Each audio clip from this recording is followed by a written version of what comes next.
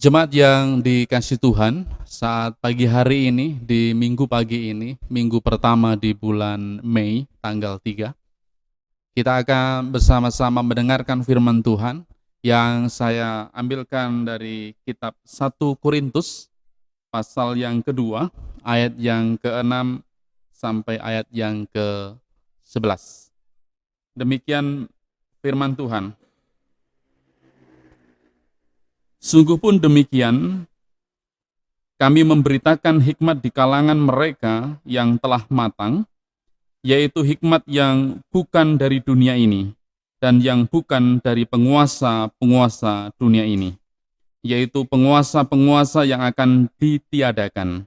Tetapi yang kami beritakan ialah hikmat Allah yang tersembunyi dan rahasia, yang sebelum dunia dijadikan, telah disediakan Allah bagi kemuliaan kita.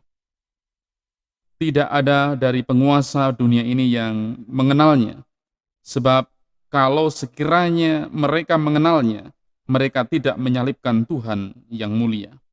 Tetapi seperti ada tertulis, apa yang tidak pernah dilihat oleh mata dan tidak pernah didengar oleh telinga dan yang tidak pernah timbul di dalam hati manusia, semua yang disediakan Allah untuk mereka yang mengasihi Dia.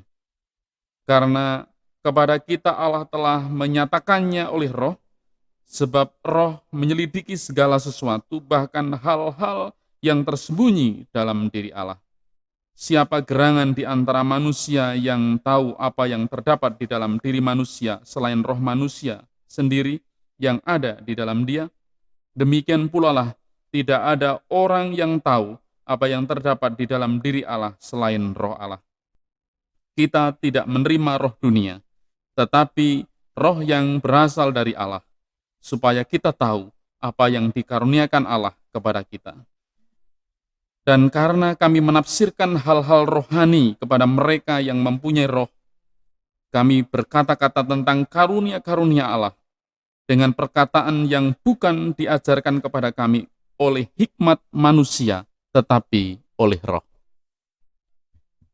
Bapak Ibu yang dikasih Tuhan dan saudara yang dikasih Tuhan, sebelumnya kita akan berdoa meminta berkat Tuhan sebelum kita menerima berkat firman Tuhan. Kita akan berdoa. Bapa di dalam surga, kali langit dan bumi, yang kami kenal di dalam nama Tuhan Yesus Kristus Allah kami. Kami bersyukur atas kasih Tuhan, karena Engkau telah mengumpulkan kami di rumah kami masing-masing, untuk kami menikmati berkat Tuhan, terlebih berkat firman Tuhan.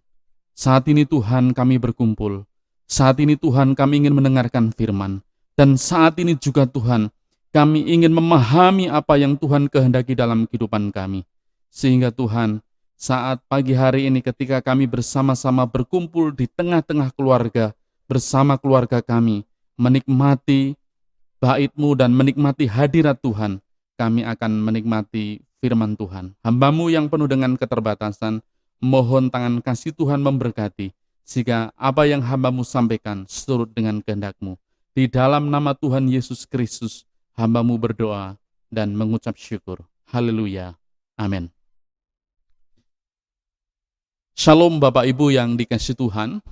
Pagi hari ini firman Tuhan di minggu pertama bulan Mei, saya akan berikan tema kebenaran rohani dalam hikmat yang benar. Jemaat yang dikasih Tuhan, kita telah melewati perayaan Paskah.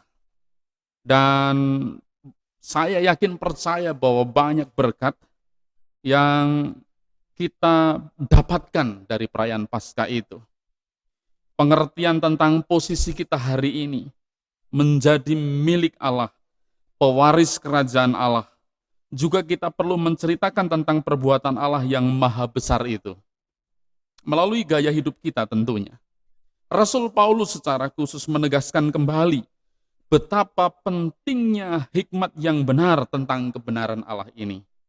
Di tengah kehidupan jemaat Korintus yang begitu kompleks, mari kita lihat dan kita belajar dari 1 Korintus pasal yang ke-2 ayat 6-13. Apa yang Paulus maksud dengan dunia tidak mengenal hikmat yang benar. Karena ciri hikmat dunia telah nyata dari ketika kita lihat permainan kata-kata. Jadi kalau kita mau terjemahkan secara khusus, hikmat dunia ini berhubungan dengan permainan kata-kata, bukan pengajaran yang benar. Dan ini banyak kita lihat di luar sana. Banyak sekali orang lihai berkata-kata, tetapi sebenarnya ini bukan perkataan yang benar. Cenderung menghambat pekerjaan roh, oleh karena lebih menonjolkan nilai-nilai yang berpusat pada manusia itu sendiri. Jadi kalau kita melihat bagaimana hikmat dunia itu nyata dari kelihayan kata-kata, permainan kata-kata, kemudian cenderung menghambat pekerjaan roh, oleh karena lebih menonjolkan nilai-nilai daripada manusia itu sendiri. Dan juga yang lebih lagi adalah ketika menganggap bahwa salib itu adalah kebodohan. Bapak Ibu yang dikasihi Tuhan, kebenaran rohani dalam hikmat yang benar. Rasul Paulus katakan dengan jelas bahwa hikmat benar mampu dipahami oleh yang pertama,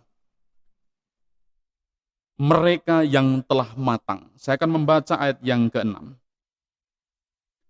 Sungguh pun demikian, kami memberitakan hikmat di kalangan mereka yang telah matang. Bapak Ibu yang dikasihi Tuhan, beberapa penafsiran menyatakan bahwa kata matang ini berarti dewasa.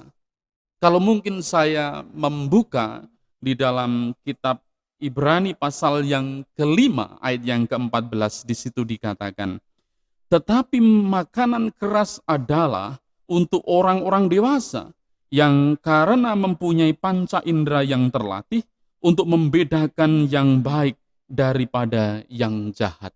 Jadi kalau penulis Ibrani secara khusus mengatakan bagaimana panca indera seorang yang sudah dewasa, dia terlatih secara khusus. Bagaimana dia bisa membedakan mana yang baik dan mana yang jahat. Jadi ketika saya berbicara mereka yang telah matang, berarti mereka yang telah dewasa dan mereka yang bisa membedakan mana yang baik dan mana yang jahat. Bapak Ibu yang dikasihi Tuhan, konteks ini menunjuk kepada ayat yang ke-15. Saya akan membaca ayat yang ke-15, demikian firman Tuhan. Tetapi manusia rohani menilai segala sesuatu, tetapi ia sendiri tidak dinilai oleh orang lain. Nah, jelas bahwa ketika Paulus berbicara bagaimana orang rohani itu ketika dia berpusat kepada Allah dan dia mensandarkan hikmatnya hanya kepada Allah.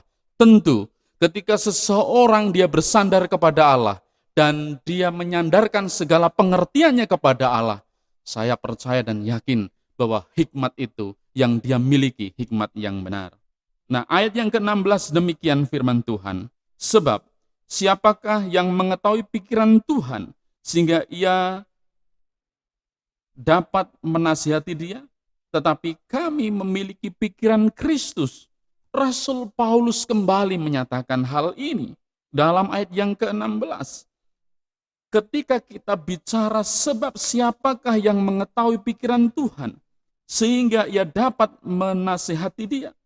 Tetapi kami memiliki pikiran Kristus, mengetahui kehendaknya. Ini yang perlu kita pahami bahwa ketika kita bicara tetapi kami memiliki pikiran Kristus. Ini berarti mengetahui kehendaknya serta rencana dan maksud penebusannya. Kalau tadi saya dari awal menyatakan bahwa kita baru saja merayakan Paskah, pasti kita tahu apa maksud, rencana, dan kehendak Tuhan melalui penebusannya. Kalau saya membaca ayat yang ke-9 dan 10, demikian firman Tuhan.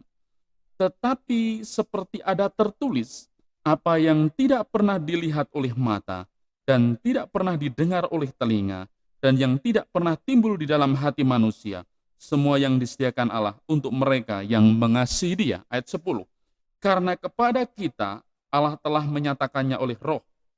Sebab Roh menyelidiki segala sesuatu, bahkan hal-hal yang tersembunyi dalam diri Allah. Bapak Ibu yang dikasihi Tuhan, jemaat yang dikasihi Tuhan, di dalam ayat yang ke-9 dan 10 ini, kita jelas mengetahui bahwa bagaimana orang mengetahui kehendaknya, serta rencana dan maksud penebusannya. Kemudian, memandang segala sesuatu dengan cara pandang Allah. Mengasihi seperti Allah mengasihi kita. Nah, ini hal yang penting bagi kita sebagai orang percaya. Bagaimana ketika kita memandang segala sesuatu dengan cara pandang Allah. Ketika Allah mengasihi kita, juga kita harus mengasihi sesama. Seperti Allah telah mengasihi kita. Kemudian, memiliki nilai-nilai Kristen yang benar. Nah, hari ini mungkin banyak terabaikan tentang nilai-nilai Kristen yang benar. Karena apa? Karena persoalannya ada banyak hikmat manusia yang bermain di situ. Sehingga ada banyak orang menonjolkan dirinya sendiri, menonjolkan kemanusiaannya. Dan tadi di awal saya katakan bahwa jika seseorang berbicara tentang kebenaran atau dia mengaku berbicara tentang kebenaran, tapi pada dasarnya itu hanya untuk menonjolkan dirinya sendiri, itu akan menghambat pekerjaan roh, tentunya begitu. Kemudian yang kedua, yang pertama tadi, mereka yang telah matang atau dewasa. Yang kedua, mereka yang tidak menerima roh dunia. Ayat yang ke-12, demikian firman Tuhan. Kita tidak menerima roh dunia, tetapi roh yang berasal dari Allah, supaya kita tahu apa yang dikaruniakan Allah kepada kita. Bapak Ibu yang dikasihi Tuhan, jelas bahwa tahu apa yang dikaruniakan Allah kepada kita ketika kita ada di dalam roh Tuhan. Tidak mungkin kita tahu apa yang dikaruniakan oleh Tuhan ketika kita ada di dalam roh dunia itu. Hari ini ada banyak orang yang mengandalkan roh dunia dan dia mengatakan bahwa itu dari roh Allah. Ini menjadi persoalan tentunya. Tetapi hal ini tidak perlu kita risaukan. Yang paling utama adalah ketika kita menerima Tuhan dan ketika kita tidak menerima roh dunia itu, maka tentunya kita akan bisa membedakan mana yang jahat dan mana yang baik, mana yang dari Tuhan dan mana yang bukan dari Tuhan. Kemudian ayat yang ke-13 dikatakan, dan karena kami menafsirkan hal-hal rohani kepada mereka yang mempunyai roh, kami berkata-kata tentang karunia-karunia Allah dengan perkataan yang bukan diajarkan kepada kami oleh hikmat manusia, tetapi oleh roh. Menafsirkan hal-hal rohani tentang karunia Allah dengan hikmat yang benar. Ini juga menjadi persoalan kita hari ini. Ada banyak orang yang berusaha menafsirkan, tetapi sebenarnya dia tidak mengerti apa yang sebenarnya dia tafsirkan tentang roh Allah, tentang karunia. Dan ini perlu ada ketergantungan di mana ketika orang itu menjadi dewasa dan mereka betul-betul mereka tidak menerima roh dunia itu. Bapak Ibu yang dikasihi Tuhan, firman Tuhan pagi hari ini, ketika saya mengambil tema kebenaran rohani dalam hikmat yang benar. Yang pertama tadi bahwa ini bisa diterima dalam konteks Korintus waktu itu, mereka yang telah matang atau dewasa. Kemudian yang kedua, mereka yang tidak menerima roh dunia. Saya berharap kepada Bapak, Ibu, dan Saudara, bahwa kita adalah orang-orang yang telah diselamatkan. Kita adalah orang-orang yang telah dipilih. Kita mengerti posisi kita hari ini, bahwa kita orang-orang yang secara khusus menjadi anak-anak Allah, pewaris kerajaan Allah. Oleh karena itu, jadilah dewasa di dalam Tuhan. Dan terlebih juga, kita tidak boleh menerima roh dari dunia ini, supaya apa yang kita lakukan seturut dengan apa yang dikehendaki oleh Tuhan. Dan yang terlebih, ketika Paulus berkata di dalam kitab Roma, pasal yang ke-12 ayat yang kedua, ketika kita tidak sama dengan dunia, maka kita pun akan mengerti apa yang dikehendaki Allah dan mana yang baik dan mana yang jahat. Tuhan Yesus memberkati. Selamat hari Minggu dan kita akan berdoa. Bapa dalam surga, kami bersyukur atas kasih-Mu. Kalau hari ini Tuhan, Engkau memberikan firman-Mu atas kami semua, secara khusus untuk kami memiliki satu kebenaran rohani yang didasarkan kepada hikmat yang benar, supaya di dalam kekristenan kami menjadi Kristen yang benar, sehingga ketika kami berjalan di jalan Tuhan, dan kami yakin percaya Tuhan memberkati jemaat GITJ Jeruwangi secara keseluruhan di dalam setiap pergumulannya hari ini, supaya kami dibuat untuk memahami, mengerti posisi kami hari ini, bahwa kami adalah anak-anak Tuhan, kami pewaris kerajaan Tuhan. Oleh karena itu Tuhan, mampukan kami untuk kami melakukan kehendak Tuhan, terlebih kami mengasihi sesama kami seperti Tuhan mengasihi kami. Di dalam nama Tuhan Yesus Kristus, Allah kami yang hidup, hamba-Mu berdoa. Haleluya. Amin. Tuhan Yesus memberkati.